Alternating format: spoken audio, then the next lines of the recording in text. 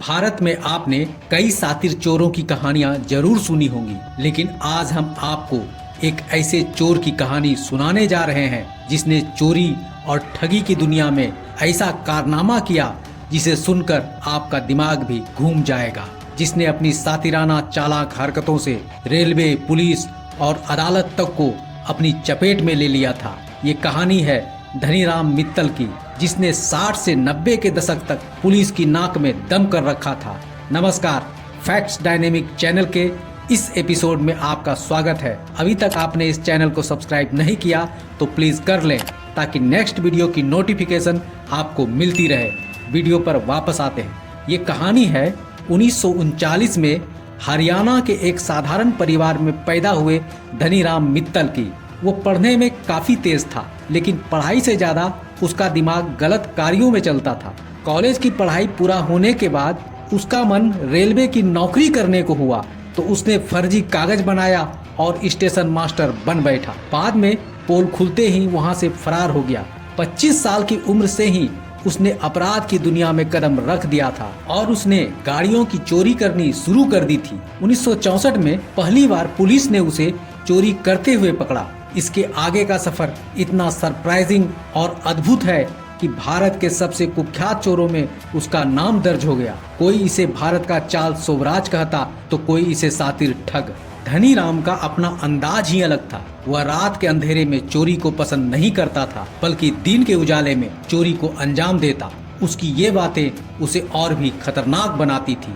दिन के उजाले में वह गाड़ी चुराता और उनके नकली कागजात बनाता और फिर उन्हें बेच देता। वह अपने सारे कारनामे इतने आत्मविश्वास और सातिराना तरीके से करता कि पुलिस भी उसे ढूंढती रह जाती और वह हर बार चकमा देकर भाग निकलता। लेकिन जब इस सातिर चोर का अदालतों और थानों का चक्कर लगने लगा तो इसने खुद कानून की पढ़ाई करने का सोचा और इस महोदय ने राजस्थान से LLB की पढ़ाई पूरी कर ली और हैंडराइटिंग की पढ़ाई कलकत्ता से। कानून की पढ़ाई के बाद वो अपना केस तो खुद देखता ही था, उसके साथ ही साथी चोरों को भी कानून से बचने के लिए ट्रिक्स देता था। इसी पढ़ाई और हैंडराइटिंग एक्सपर्ट के सहारे उसने कई सारे फर्जीवाड़े को भी अंजाम दिया। धनीराम चोरी के मामले में कई बार जेल गया और बाहर आया, लेकिन चोरी और फर्जीवाड़े की उसकी आदत गई नहीं। कुछ समय बाद इस महानुभाव का मन चोरी से उबने लगा तो टेस्ट बदलने की सोची। धनीराम ने अपना सातिराना दिमाग चलाया और एक फर्जी कागजात बनाकर हरियाणा के झज्जर कोर्ट के एडिशनल सेशन जज को छुट्टी पर भेज दिया और खुद जज बनकर कुर्सी पर बैठ गया। धनीराम 2 महीनों तक कोर्ट की कार्यवाही संभालता रहा। कई अपराधियों को जमानत पर रिहा कर दिया। उसने इतने आत्मविश्वास के साथ इस भूमिका को निभाया कि अदालत के कर्मचारी भी उसे पहचान नहीं सके। कुल मिलाकर उसने 2000 से अधिक मामलों पर फैसले सुनाए, कुछ को जेल भेजा, कुछ को रिहा किया। इस वाकये के बाद धनीराम की कहानी और भी रोमांचक हो गई। एक बार जब पुलिस उसे पेशी के लिए अदालत लेकर आई, तब जज साहब ने उसे कोर्ट से बाहर निकाल दिया। दरअसल जज साहब कई बार धनीराम को पेशी के दौरान देख चुके थे। हर बार अलग अलग मामलों में पुलिस धनीराम को कोर्ट में पेश करती रहती थी। जब एक बार फिर जज साहब ने धनीराम को देखा तो गुस्से में कोर्ट से बाहर जाने को बोल दिया। धनीराम ने अपने सातिर दिमाग का प्रयोग किया और वहां से 9-2-11 हो गया।